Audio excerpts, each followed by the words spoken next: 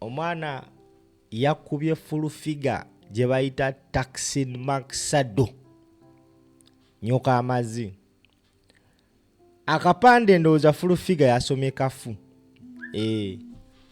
yalabe nga akapande kasoma magi ye yagambye kasoma magi gwe tubadde tumanyi nga presidential advisor Nakangubi Jennifer aka full figure trending center bahamukubye ng'omubbi wa kasimu bakubye full figure ne bamujja mu kkubiro. Catherine Kusasira avana atugamba nti full figure si presidential advisor olw'ensonga ndi presidential advisor aba ne security. Njagala kwebuuza security ya presidential advisor awo nga bamukuba Taksin Maksado yabaddewa. Njagala osooka olabe ekyatuuse ku presidential advisor gwatulaba then nzinye nkuwa ensonga ki eyakubizza full figure. Sooka olabeka clip kaneno tukomaawo tovaawo.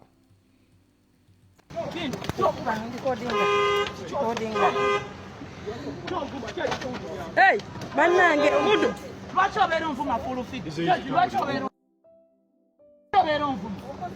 Lwaki obeera onvuma? Lwaki obeera onvuma? Mwami wange yakubye ddamu tambulirawo. Lwaki obeera onvuma full figure? Lwaki obeera onvuma? Lwaki obeera onvuma? Lwaki obeera onvuma? Mwami wange yakubye ddamu tambulirawo.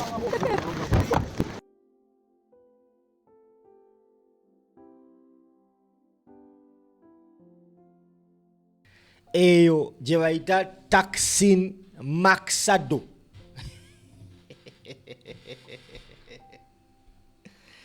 banaye bakubye full figure. Wetwogerera essaawa zino batugamba mbu full figure embeera si nnungi okusinziira ku nkuba gye bamukubyemu. Ebibye si birungi, alina akatunda, alina kajuisi, alina kyonna ky'olina taasa. Abasinga tutumanyi olutalo luno gye lwavudde naye olutalo lwa full figure luli ku mukyala amanyikibwa nga Sherry Matovu. Full figure ne Sherry Matovu bazze bafuna entalo zaabwe bazimba olutalo luzze lwezimba okumala ebbanga not until full figure we are going below the belt. Omanyi abantu basobola okwevuma, basobola okuyomba, basobola okwerangira naye kasita oyingira omuntu personal,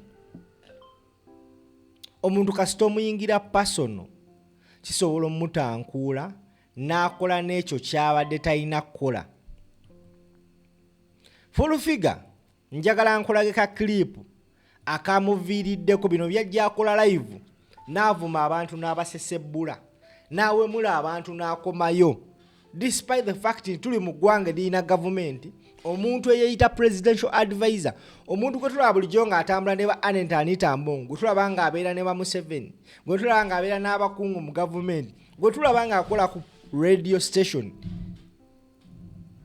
eya pastor, yavaamu ebigambo bino bye tulowooza ebyamuviiriddeko okutimpulwa Taksin Maksado. Njagala owulirize ebigambo ebyakubiza full figure. Tukomewo.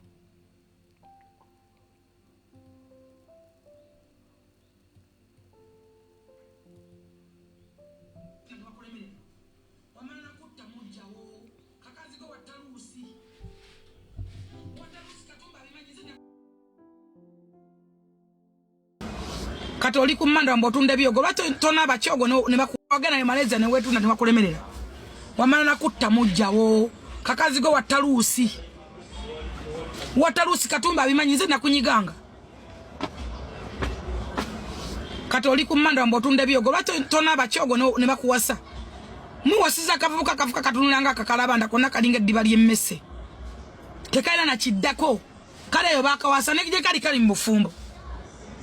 Waliwo obuvubuka nga babuloka kufumbirwa ate mugenda fira magulu g'abakazi abakulu. Akavuka wakayeta ewuwo n'oweta n'akaana ke nga mwenkana n'akaana k'omuvubuka kakasajja olw'okuba kakulumba lakalawo bikaswa bubi kagaana okula bode language olaba nga akavubuka kumbe olina akasajja kakadde akatayisoba dogula underwear nekakolema ku facilitating Ameria namba nabayamba nabafunda visa nekagenda mikwano gya Ameria nekafumbirwa mukwano gwa Ameria kati oli wano otwasamira otwasa lwaki kesi opusifa singa kwa gasinga weza opusifa message you right of mafa baogera lwaki olumba Ameria namba Ameria omwagaza ati kuba kimanta yogera ogambe mbali ba mukwano simanyi wampa mukwano oteke doli yali mukwano goli bumpu kumabulirya n'amazaga tali gaabwe bwenjedde bulwa motembeyezo bwana bona bokati obutunda omusajja gwogamba akwagala nnyo ng'afiira ku Ameria ndaba asitwa ba Ameria katumba nabalabe bali mu federation ngali mu Ameria bali nabo bazina nabo gwe takumanyi nti gyoli yakumala yakunaabo omusajja yeeta mu kulya makombo yakomba okuzina mabwa mbundi mulungi omulungi ayendanga gwe omulungi yetunda twajjanga osipapa nakuzina nga ndi wali ku lubalaza ndya nakumane tugendo maana kuyingiza mbuli mulungi omulungi ngoli kirerese obusolo bwafuka bwalukale bonna bulinga mochale abalungi batunulanga gwe omulungi bamuwasa beba baby gloria genda ogula data lera ine embaga beba balungi beba dija ruzinda ne wabera mukade bamuwasa funa kubyokola fana bakazi bannu emando za kusaka emizimu je jikuzina onozara na agasota nengo ina akamando nakamwadda ko mulema oina wadda akamando akalalu toina wadde kalubale akagwe daluwe kati awo bonywese bye bizizi bye myale bye byemmala okunyika ne bivunda era mbasasidde okulwala endira lwaki gwe tona babbi wenaze ka amazina ye bakuwase lwaki gwe wasa obutulume bw'obusajja akasajja katununanga katulume lwaki opo yakakyawa kakabira opo lwaki kakabira gwe kali ali no konna kale go lubengo lw'olubuto wano okwata kana ku musajja oketunzeko mbo webere muganzi obwana bonna bwetembere nabo obujje mbakazi byazala zala mbali abakadde akana watandika nako katembe yakawa basajja watandika katulugunya banange je rubbish omulungi atunulanga gwe gwatunulanga ekibada osota mlanga toina makeup nganze wendi wano so kola live nga toina makeup nganze wano mbunsa mmoto ko badde agalanda wange ngago wa malo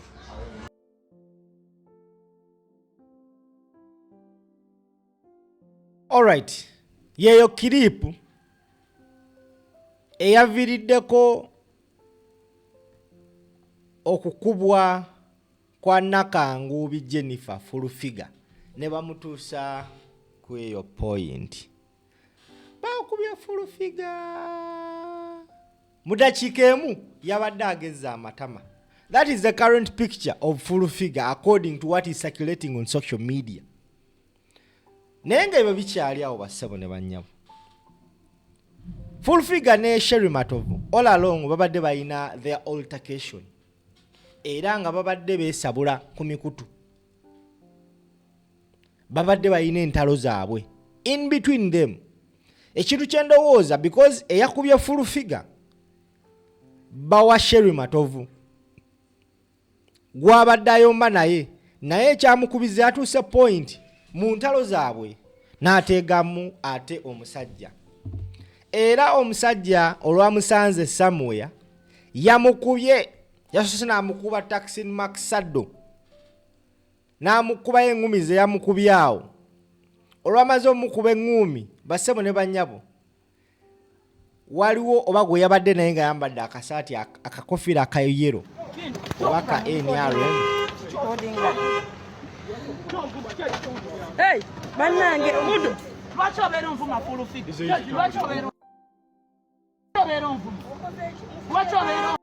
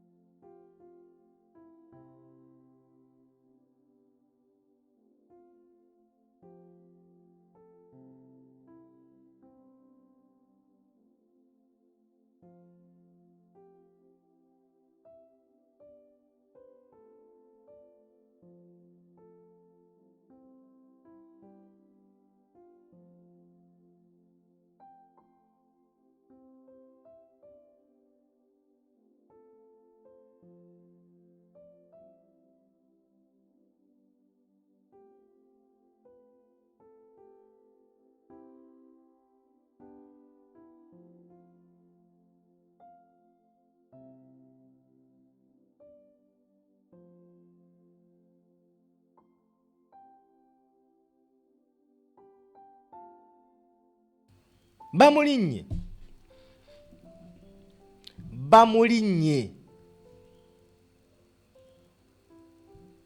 ebitiibwa abadde tuba tumanyi presidential advisor nga batugamba bulijjo yo mobilizer kuba advisor abane security presidential advisor abamunene full figure bakulinya amazi bakukube taxi ni maxado. Yes, tewali kyogenda tukakasa mu ggwanga lino, tewali whatsoever.